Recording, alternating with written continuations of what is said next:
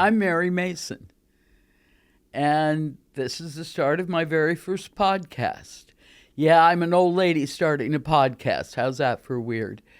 But you see, people keep listening to my stories. They like my stories about Sammy Hagar and Huey Lewis, about John Lee Hooker, and about my family. See, everybody thinks that I can be anything I want in the world when you grow up. You know, you hear that a lot. Unfortunately, I didn't have any choice. I was going to go in the business. In my family, that's show business. I'm third generation. You're not in the business. That didn't mean anything. Third generation. So what? Who cares? But show business is different from almost any other business in the world. It's an oral tradition. Oh, there's some books out there. It'll tell you how to run the equipment. They don't tell you about the society. They don't tell you about the culture. They don't tell you about what it means to not be a civilian. Yeah, if you've never heard yourself called that, you're a civilian. You're not in the business. But I wasn't a civilian. And what does that mean?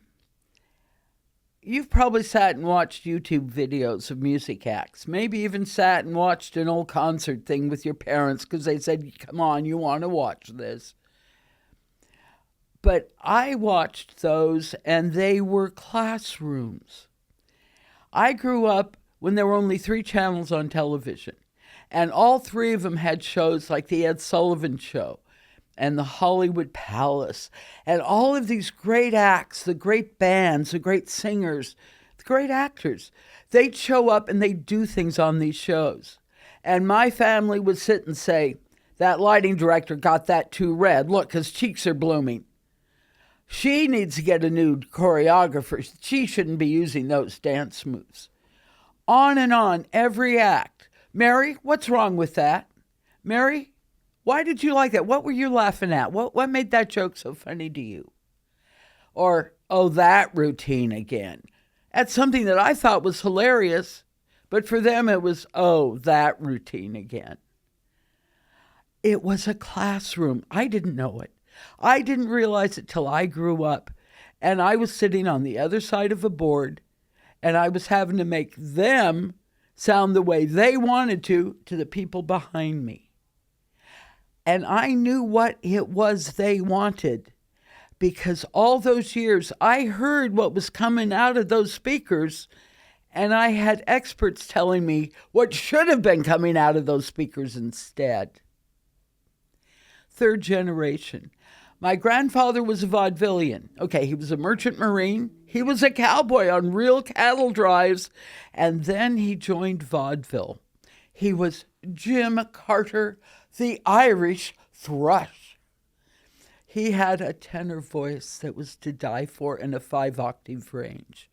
He could sing anything they handed him, and he could read music. You hand him a song, he could cold read it. Well, the person that you may have heard of that does that these days is Dionne Warwick. You can't fool her. You hand her sheet music, she can sing it cold. That was my granddad. And so he worked, and he worked well. He worked the Orpheum circuit. You see, back in the day, Orpheum circuit was kind of like Disney. They controlled all the best acts. And for someone to work the Orpheum circuit meant you were one of the best. And he was. And my grandmother, she was a choreographer. And starting in the teens, in 1913, she started choreographing for Max Sennett, the movie director. You've probably seen the old Keystone comedies and some of his old silent films, probably his gag reels. But he was the money maker director in the day. And one of his big things was in his fancy spectaculars. He'd have 100 and beyond the thing, 100 diving girls, 75 beautiful women. And all of these women would be walking around in their pretty clothes and posing. And My grandmother choreographed that and directed them, called out, do this, do that, move around, make this happen. And that was her job. Granddad was in vaudeville. It was all centered in New York, and that's where they lived.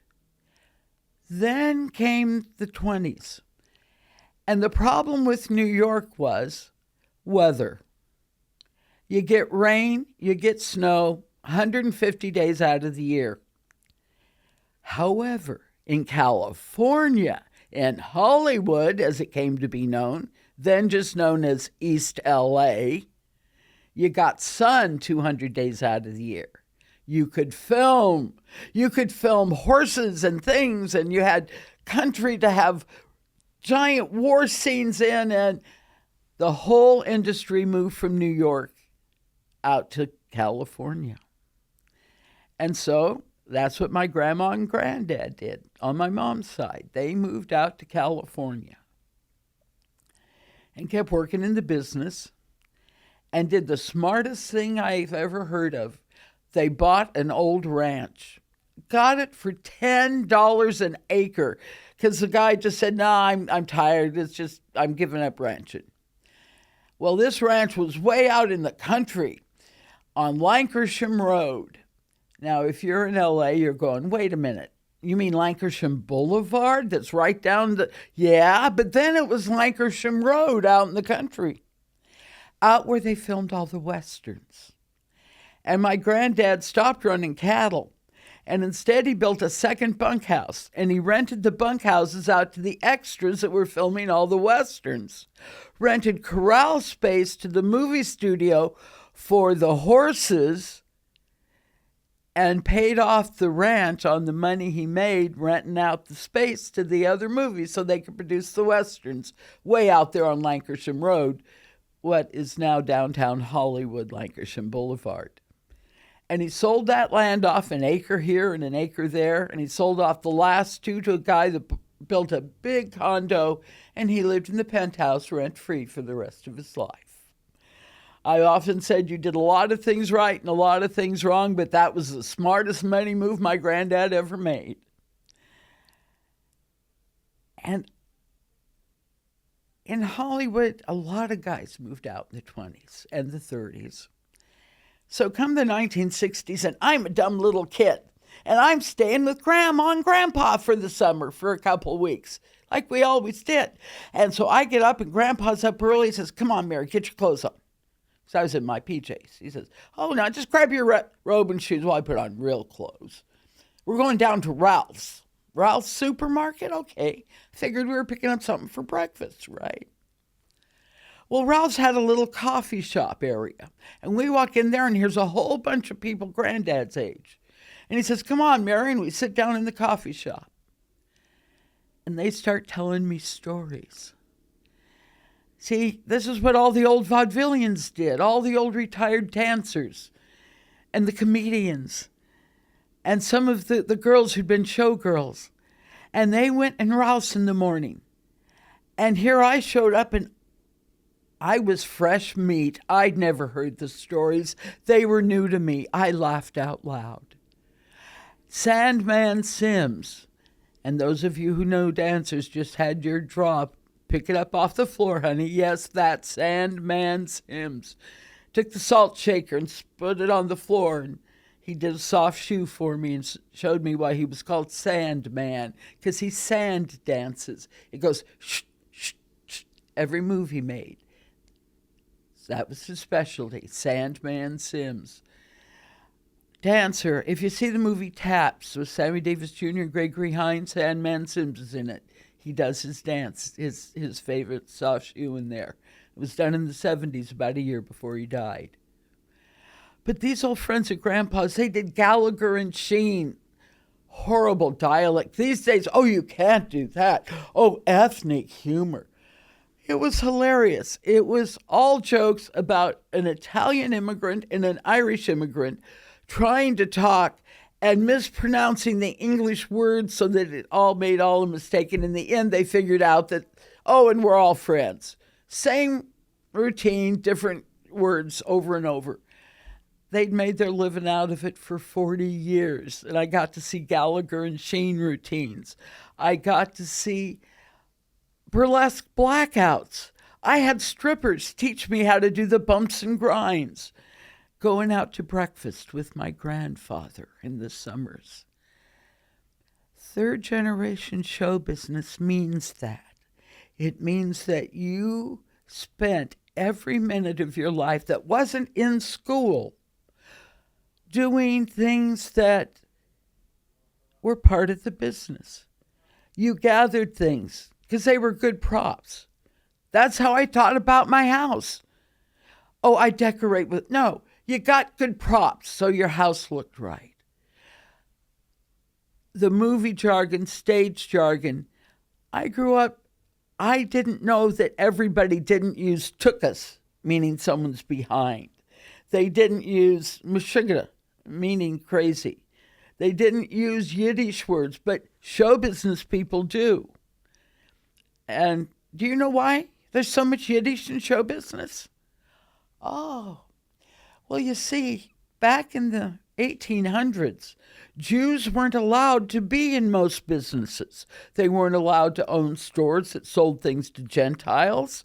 They were only allowed to be doctors to other Jews. They were in most states. There were but you know one thing that any Jewish person could do? They could go into show business because it was so disrespected. It was considered so low. Actors were below criminals, actors and show business people. So Jews could have show business. And so Jews became a large part of show business because that's what they were allowed to do. That's where they were allowed to make a lot of money. That's where they were allowed to be important. So the Jews that came over were from Middle Europe largely. They spoke Yiddish. So all of these Yiddish terms come into show business. And there's all these people, you ask them if they know Yiddish, they go, no. But you start using those Yiddish words that appear in show business, of course they know those.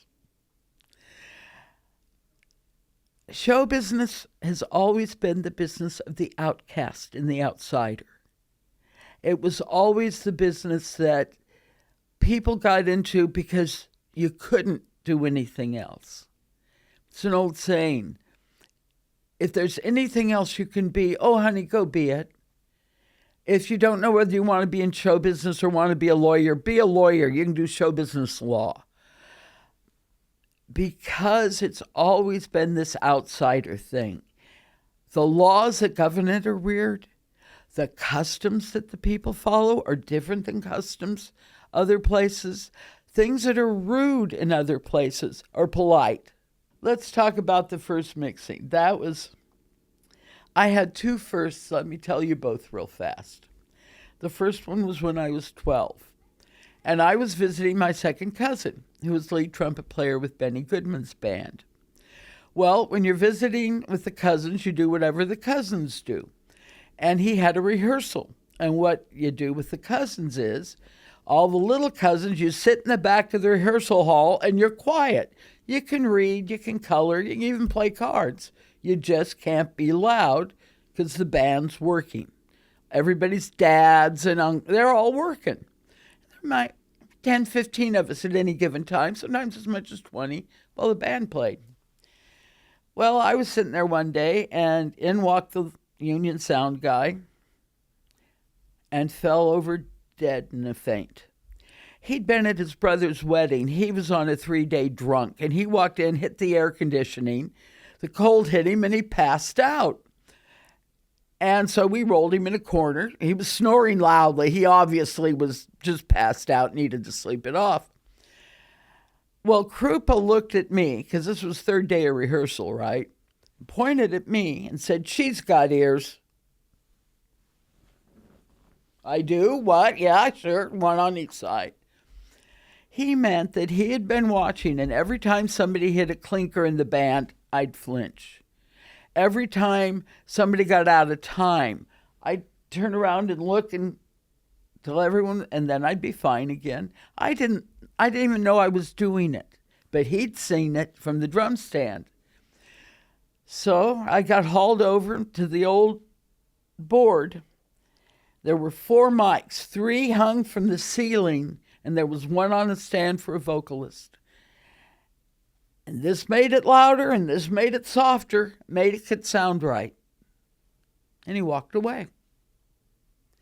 So I did my best I can, and the guy said, "What do you think?" And I said, "I think the trumpets are too close and the trombones aren't close enough."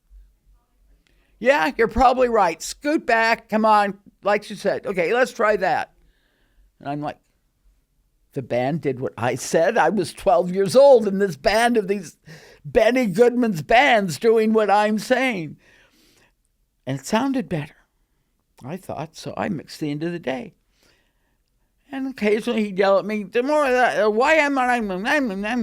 Okay, did the best I could. In the end of the day, all done. Benny Goodman walks over and handed me a $5 bill and said, "Good job, 9 o'clock tomorrow." I mixed all 4 other rehearsal days. I got $5 a day. Now that sounds like nothing, but in that day, $5 took me, my parents, and my brother all to the movies on one $5 bill. So that was, that was like getting like $40, right? In today's money. And it was my money. I'd earned it. And I came home and Mom said, "How'd the day go?" And I said, "I earned $5. And she looked at me and she said, "Doing what?" I said, "Moving the faders until they sounded right." And she said, "Mixing the band?" And my second cousin said, "She's got ears." And Mary, "Oh God." I knew she had ears. "Oh God, she's got ears." And years later, I realized what my mom was doing. She was an opera singer, an operatic singer. She used to make money singing and dancing. And it explained why I was so silly about how loud things had to be and where things had to be. And if the stereo speakers weren't angled just right, I got really angry. And she said, "Oh, no wonder. She's got ears. That explains it." And that was a fun thing I did that summer. I did it a couple summers. I thought it was neat. Did it the next year too. And then things changed. The band wasn't doing rehearsals the same. Okay. I didn't think of it until 35 years later. And the guy who became my business partner and his wife, who was my business partner, said, "You got to come hear our band, Nick Ravenitis and the boys." I said, "Wasn't he around?" "Yeah, the guy from the 60s. He still plays." This was 1984. And so I go in and we're watching the band, and one of the amps literally blows up on stage. Smoke is coming out of it. So Lynx grabs his soldering iron. He travels with a full toolkit and goes off to repair the amp. And he sits me down and says, "Okay, if any of these little lights turn red, pull those switches down a little till it's not red." Okay. I later learned he was talking about the clip light. But okay, that's what he said, and he walked off. Now, at the moment I had my trio. I had a guitar, bass, and drums.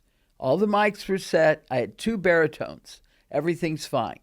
He's down doing. The next song, Maria Muldaur walks up, grabs a mic, and starts singing into it in her lovely soprano voice. Monitors aren't right. She starts pointing at the monitor, herself in the monitor. So I turn her up a little, but that doesn't right. To my right was a 31 band EQ. I had never touched one. I'd seen one. And in my head, I went, 440's an A. You double that for the next octave. So 880's my next A. She's above that. No, she's one. That's where she can't hear. And I started moving the faders on the graphic EQ. And I went, okay, that's that sound. Well, then the next octave is here. And just by guessing, by golly, I moved around till she was happy. Everyone was happy. And then I heard this sound, and the whole audience erupted. She said, "You can turn me down in my monitor. You may never hear me say this again, but you can actually turn me down in the monitor a little," which I did. And the audience literally went, "What? Rocka, rocka, rocka." Maria never says that to anybody else. And the set got done, and I got up, and there, "Oh, Lynx, your chair." "No, what did you do?" And I thought, oh no, I blew it up. "I just tried to make it sound." "No, how did you make her happy?" And I pointed to the monitor EQ, which looked like the Himalayas.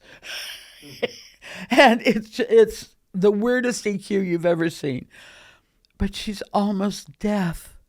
She can only hear from about 4K to about 15K accurately. That's way up in cymbal territory. That's way, way, way, way, way, way. But she has such a good internal sense of pitch that just hearing those upper harmonics, she knows the principal notes that are being played, and she can sing that principal note just from hearing the upper harmonics. So if you give her all those upper harmonics clearly, she can sing perfectly on pitch. And so you give her this very weird EQ in her monitors, and she can hear perfectly. And at the time, I didn't know enough about the technical things of EQ to realize how weird the EQ was that I'd done. It's just, I kept doing it. The more she smiled until she was happy. And I got up from the chair, and we all went out for our safety meeting. You know, the safety meeting outside. And we had our safety meeting, and we came back, and I went to sit down at the table. And I got taken over and put behind the board and told, "No, you're mixing." "Okay, I'm mixing." And I mixed every show for the next 35 years of that band. And that was my first mixing jobs. That's how I got started. And by golly, and then I found the Yamaha Sound Reinforcement Handbook. We need choirs. We need angels singing. The Yamaha Sound Reinforcement Handbook. It starts with a sound is pressure waves in the air. And it ends with a discussion of how they lie to you in specifications, and here's how to buy the right equipment. It takes you through all the physics, through every major microphone design, every major piece of instrumentation. The Yamaha Sound Reinforcement Handbook will teach you everything you can't hear yourself. Well, that's a taste, some of the stories, and some of where they came from. I've got lots more ahead. My name's Mary Mason. These are my road stories. Thank you.